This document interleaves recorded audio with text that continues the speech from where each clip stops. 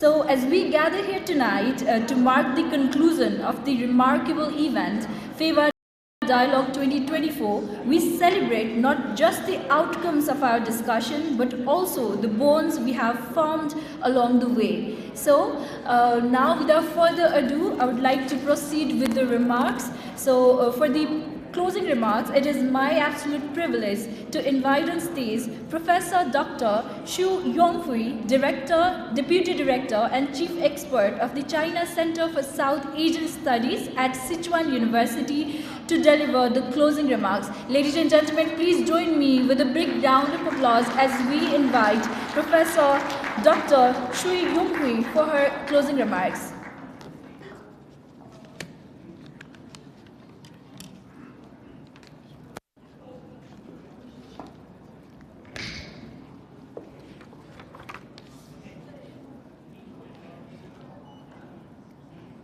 Dear distinguished guests, ladies and gentlemen, very good evening to you. Namaste. 晚上好. On behalf of the organizers of PHEWA Dialogue 2024, I would like to extend my sincere gratitude to all participants for taking time to join this great event. Over the past 2 days, we have had in-depth discussions on pressing issues of South Asian development. The insights shared by the experts were delightful. I fully agree with the former President Bidya Devi Bhandari's remarks during the opening ceremony, where he stated, as Asia emerging as a global center of economic development under the visionary and capable leadership, we must guide Nepal's development based on unique needs, context, and circumstances. The shared wisdom has reaffirmed my belief that the people of South Asia countries prioritize development and cooperation over geopolitical conflict. Economic development and win-win collaboration remain the greatest common ground of South Asia countries. We dedicate this season to the East and Southeast experience, as you may notice. To me, the East Asia model is about learning and mastering learning. As you know, during China's reform and opening up, we deliberately adopt Western technology and management practices, gradually building and expanding our industries. Today, green and sustainable development is a global focus. I see shared principles between China and Southeast Asia countries on climate and environmental governance. For instance, China's leadership emphasizes lucid waters and lush mountains and a people-centered approach.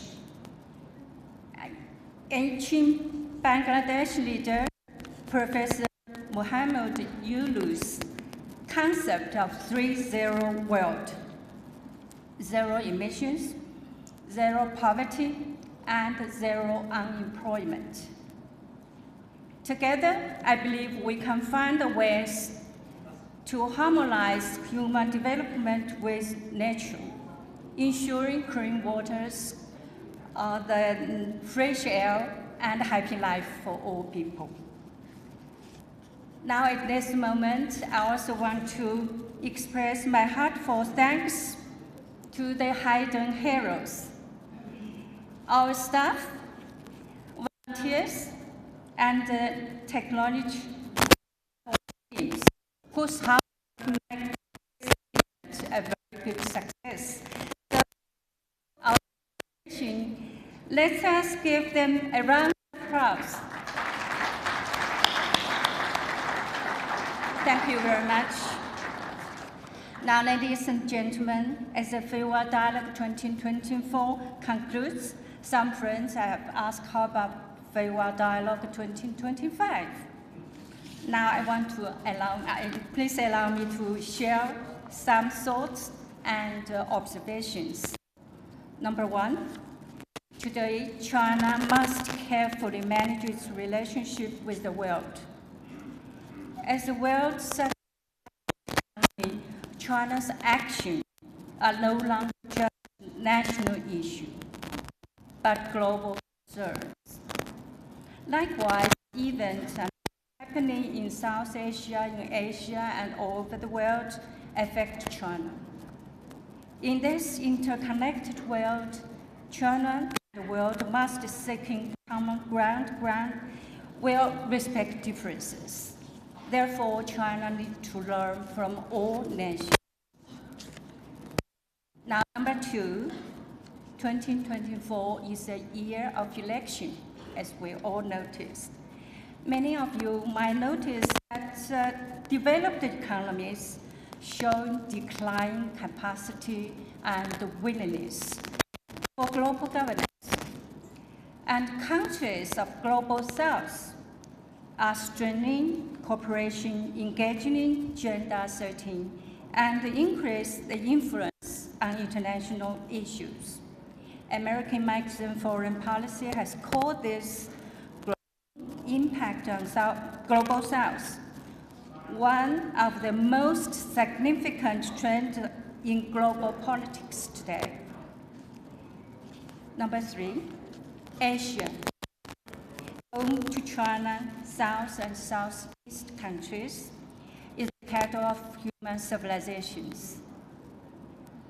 With rapid economic growth and intensifying international cooperation, Asia values such as cultural exchange, diversity, and peaceful coexistence are becoming guiding principles for building a shared Asia destiny. And the construction of this shared destiny also deepens and spreads those Asia values. Living in Asia will bear a greater responsibility than ever before to contribute to global peace, development, and prosperity. With all this in mind, I invite you to carry the insights and reflections from this dialogue forward. Please join us to design the PHEWA Dialogue 2025 by sharing your ideas and suggestions for its themes and structure, or whatsoever. So finally, from the bottom of my heart, I thank you very much for joining this event, and I wish you a very safe and pleasant journey home. Thanks again. Good evening.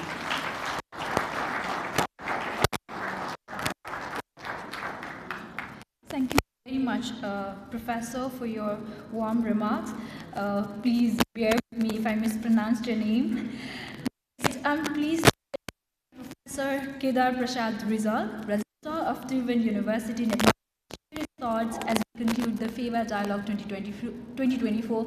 Please join me with a big round of applause, ladies and gentlemen.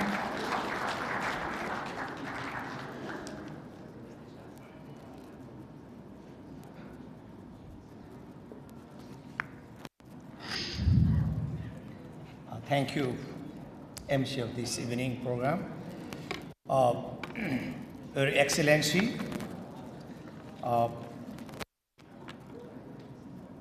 Chen Son, Professor Lee, Professor Kharga Keshi, Rector of the University, all the experts of this PHEWA Dialogue 2024, moderator, all the guests from the different countries, on the behalf of the university and our partner of